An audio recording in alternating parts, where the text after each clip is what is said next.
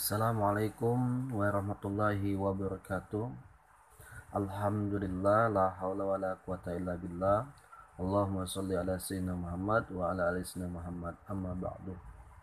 Baik, saya Rahmat Ari Samaan, NIM I1A219049.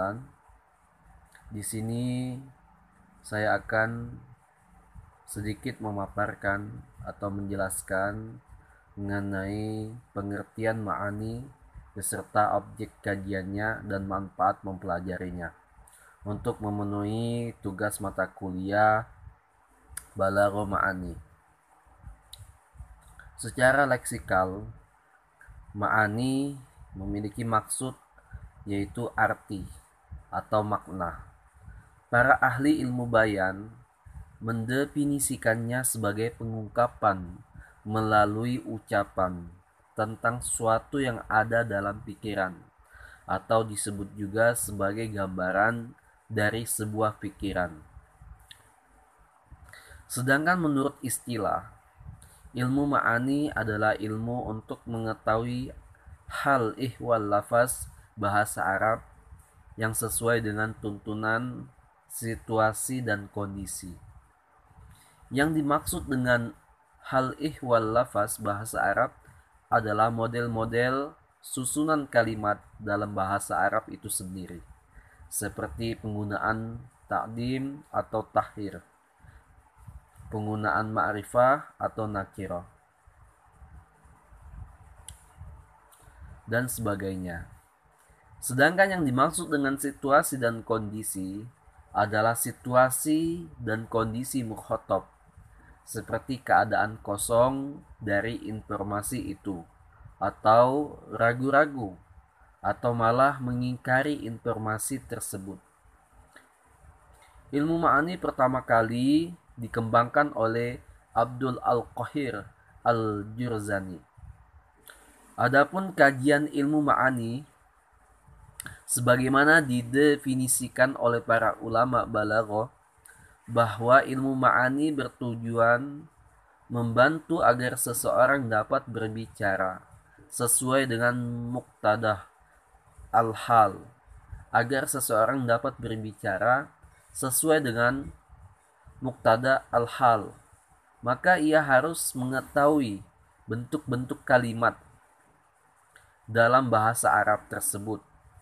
Kapan seseorang harus mengungkapkan dalam bentuk takdim dan bentuk-bentuk lainnya. Adapun objek kajian ilmu ma'ani hampir sama atau hampir mirip dengan ilmu nahwu. Kaidah-kaidah yang berlaku dan digunakan dalam ilmu nahwu berlaku dan digunakan pula dalam ilmu ma'ani. Perbedaan antara keduanya terletak pada wilayahnya. Ilmu nahwu lebih bersifat mufrad atau berdiri sendiri, tanpa terpengaruh oleh faktor lain seperti keadaan kalimat-kalimat di sekitarnya. Sedangkan ilmu ma'ani lebih bersifat tarkibi, tergantung kepada faktor lain. Hasan Tamam menjelaskan bahwa tugas ahli nahwu hanya sebatas mengkotak-katik kalimat dalam suatu jumlah, tidak sampai melangkah pada jumlah yang lain. Adapun kajian dalam ilmu ma'ani adalah keadaan kalimat dan bagian-bagiannya. Kajian yang membahas bagian-bagian berupa musnad ilaih dan fi'il muta'allaq, fi'il muta'allaq. Sedangkan objek kajian dalam bentuk jumlah meliputi fasal, wasal, ijaz, itnab, dan musawah. Kalimat dalam bahasa Arab disebut al-jumlah. Dalam kacamata ilmu nahwu dan dari sisi tarkib, al-jumlah itu terdiri dari dua macam, yaitu jumlah ismiyah dan jumlah fi'liyah.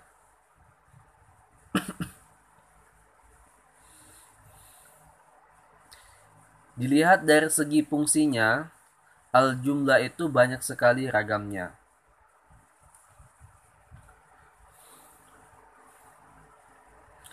Adapun pengertian jumlah ismiyah menurut para pakar nahwu, yaitu jumlah ismiyah adalah suatu jumlah kalimat yang terdiri dari mubtada dan khobar. Dari segi fungsinya, jumlah ismiyah hanya menetapkan sesuatu hukum pada sesuatu. Jumlah ini tidak berfungsi untuk tajaddud dan istimrar.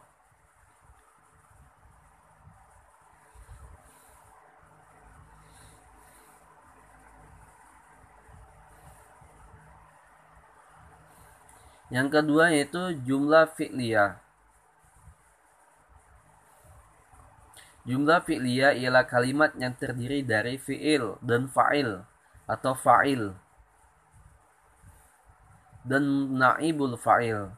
Jumlah fi'liyah mengandung makna pembatasan waktu, yaitu waktu lampau, sedang, dan akan.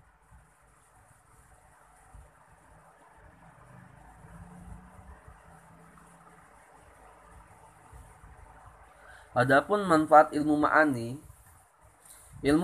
mempelajari hal-hal yang berkaitan dengan kalimat jumlah, bahasa Arab, dan kaitannya dengan konteks. Dengan mengetahui hal-hal tersebut, kita bisa menyampaikan suatu gagasan atau ide kepada mukhatab sesuai dengan situasi dan kondisinya, dengan melihat objeknya. Mempelajari ilmu ini dapat memberi manfaat seperti diantaranya yang pertama, mengetahui kemujizatan Al-Quran berupa segi kebagusan penyampaian, keindahan deskripsinya, pemilihan diksi, dan penyatuan antara sentuhan dan kolbu. Yang kedua yaitu menguasai rahasia-rahasia ketinggian dan kefasihan bahasa Arab, baik pada syair maupun prosanya. Dengan mempelajari ilmu ma'ani, kita bisa membedakan mana ungkapan yang benar dan mana yang tidak, mana yang indah dan mana yang rendah, dan yang teratur dan yang tidak. Mungkin inilah yang dapat kami sampaikan. Semoga manfaat dan mohon maaf atas kesalahan dan kekurangan. Billahi taufiq wal hidayah wa ridha wal hinayah. Wassalamualaikum warahmatullahi wabarakatuh.